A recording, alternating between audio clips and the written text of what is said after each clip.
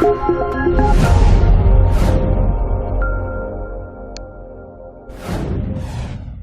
guys, it's Tara and welcome back to day 2 of my Handmade Halloween video series.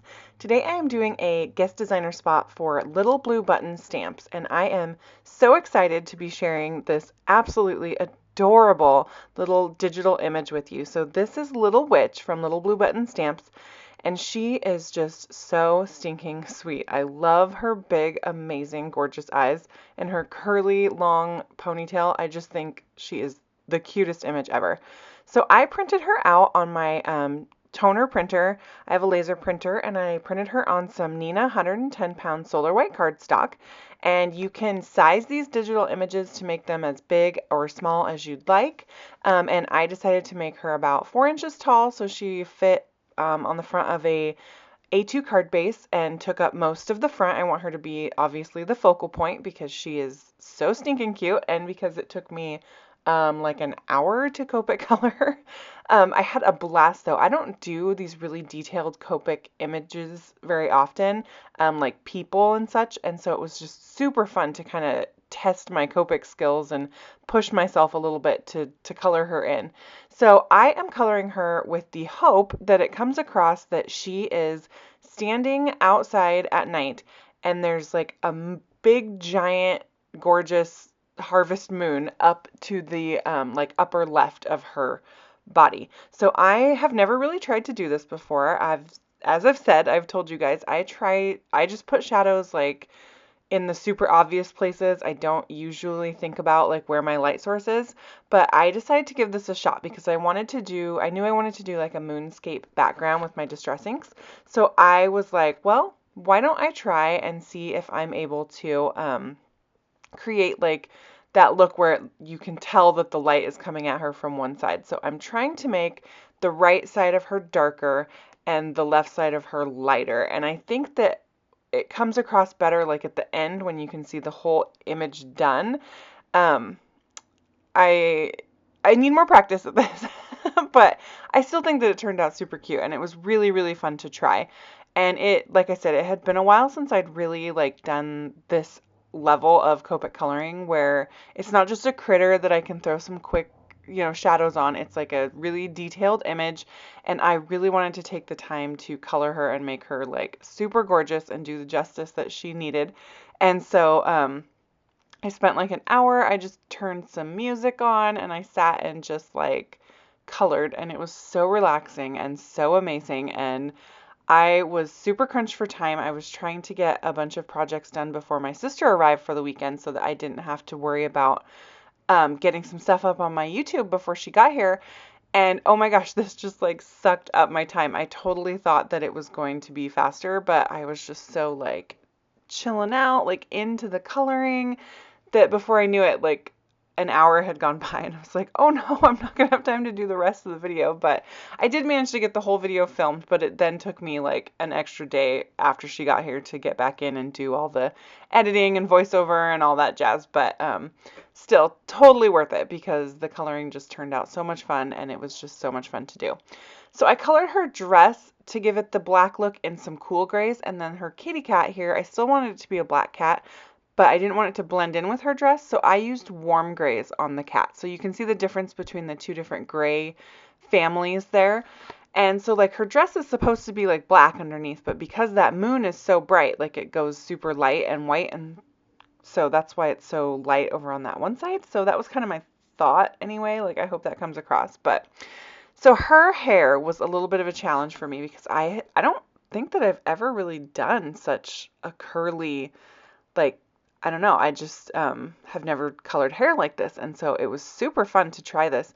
And I knew I wanted her to have like pumpkin orange Halloween hair. Like as soon as I saw this image with the curly hair, it was like she's like a little Irish witch, right? Like she needs bright green eyes and bright orange curly hair. So I used a bunch of different orange shades, and then on the very top, I used like a yellow to lighten it up where that moon would be hitting. And I just kind of did some squiggles to give the look of the curls like throughout there. So rather than worrying about flicking in from the sides, I just kind of did squigglies, and I think that kept the curly look pretty cute. The image comes with the little curly lines, so that was helpful too. So then I fussy cut her out, and then I'm lining the edges with my black soot distress marker just like I would a stamped image. So even though she's a digital stamp, I treat her exactly the same. So now you can see that beautiful little lady, and she's going to be the focus of my card. And now I get to work on my background, and I had a ton of fun making this background too. This card was just, this is one of my favorite cards I've made in a long time. Like, I just had a blast doing this. I haven't done a good like scene card in a while, and this was just super fun. So this is some Canson XL cold press watercolor paper, and I am using a couple of Lawn Fawn stitched rectangle dies to cut a large rectangle that's the size of the front of an A2 card, and then a smaller rectangle that is one size down. So I'm using both the large and the small stitched rectangle sets. And now I'm using the simple stitched hillside borders from Lawn Fawn, and I'm going to use that gorgeous Happy Halloween sentiment from the Simon Says Stamp Trick or Treat stamp set. And I wanted to make sure that my little hill had enough space for me to stamp that sentiment, so I just kind of used that as my guideline. And then with some of that leftover watercolor cardstock, I am cutting out these stitched pumpkins from Simon Says Stamp. I had these last year and I didn't get a chance to use them, so I'm really excited. They like die cut the little stitch detail on the pumpkins. Super cute. And then this die is from Memory Box. This is the Batty Border die, and this was my favorite thing to use in my Handmade Halloween series last year. I think I used it in every single card. I love these little tiny bats that pop out of this little border die. I just think they are so perfect for Halloween cards.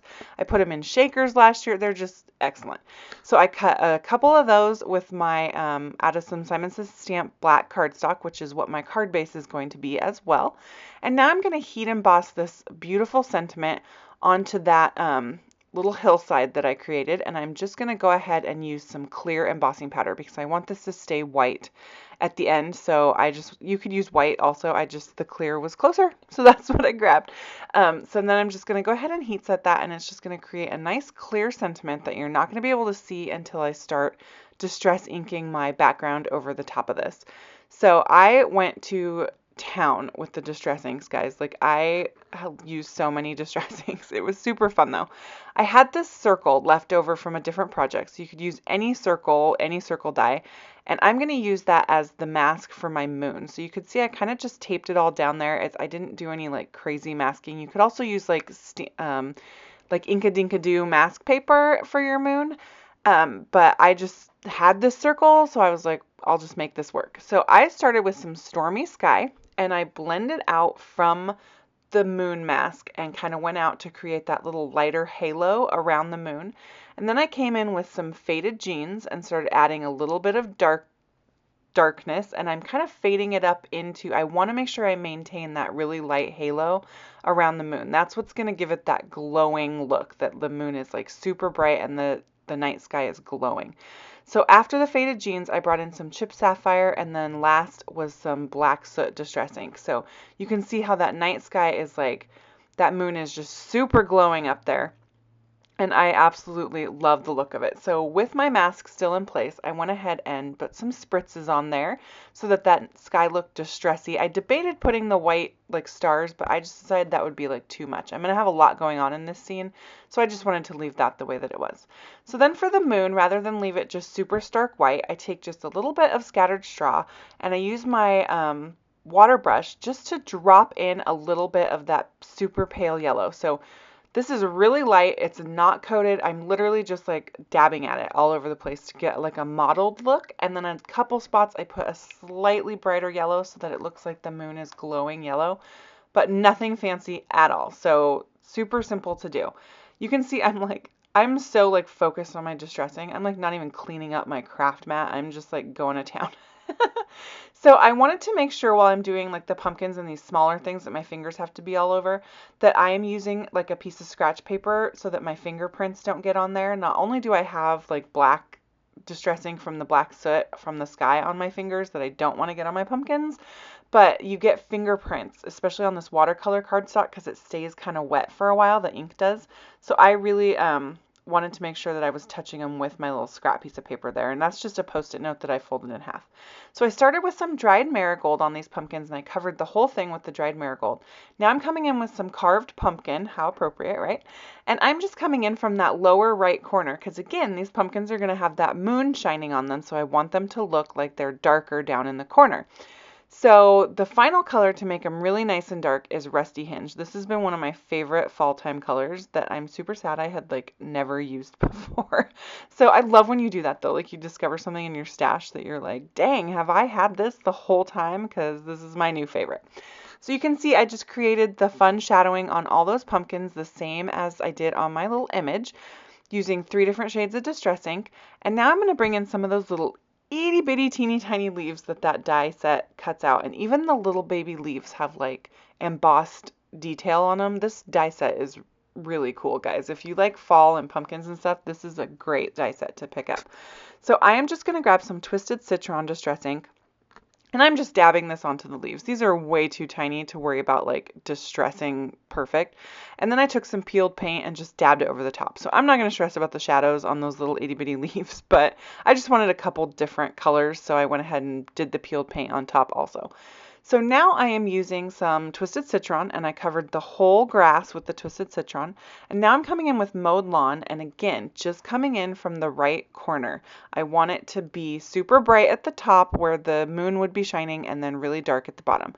So my final color of green here is peeled paint.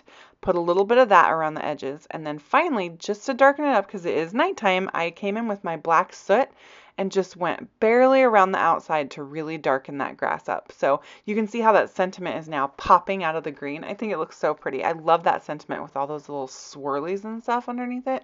I think it's just like adorable. So now I am going to go ahead and take some gathered twigs, and I wanted the little stems on my pumpkins to be brown, so I'm just very carefully dabbing some of that brown ink right on the top of the pumpkin to get the stem brown, nice and brown.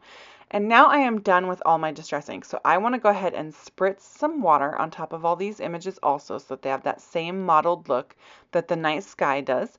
And then I'm just going to go ahead and clean up my craft mat. Super easy. It's so handy when it's on the clipboard. You can just move it right out of the way and you're good to go. And now I'm going to start assembling my card. So this is how I like to do scenes. I like to have the background sky be smaller and have a border around it. And then the ground is the full size, so it goes all the way out to the edges. And because I cut the ground out of the stitched rectangle die first, you get stitching detail all around because the hillside was also stitched. So you can see now how this is going to start to come together, and I'm just going to place everything on there where I think that I'm going to want it so that I have an idea when I start adhering things down where I want everything. So I'm obviously going to start with that pumpkin that's in the background. And that took me like way longer to situate than it should have. That just happens sometimes, you know, where you're just like, what is going on? Just stick. Like, so silly. And then using my tweezers and my little glue pen just to stick those little leaves on there. And then I'm going to pop up these couple pumpkins because they're going to be more in the foreground as opposed to the background. And then my little witch gets to be popped up also. So I just cut a whole bunch of little pieces of foam tape to stick behind her. I wanted her to have as much support as possible to make sure that she was not going to like sink down once this card got completed. I'd like to be able to put this in the mail and feel good about it. So, you know, I just loaded her up with foam tape. And then I put just a little bit of adhesive on the bottom of her feet and those little kitty feet so that it could stick to the hillside there.